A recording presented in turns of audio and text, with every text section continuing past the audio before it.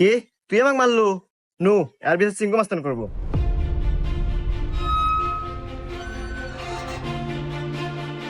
চিঙ্কু মাস্তান, ও আমাকে একটা থাপড় মারছে, আর বিচার দেন।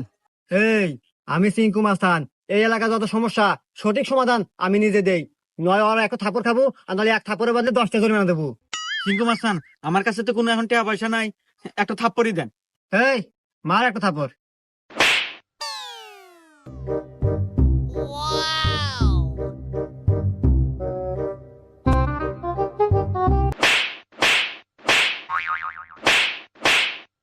এই যে আমি এখান থেকে যাওয়ার সময় 85 টাকা পরে পাচ্ছিলাম, তো ভাবলাম যে এখানে খরচ করে দিই।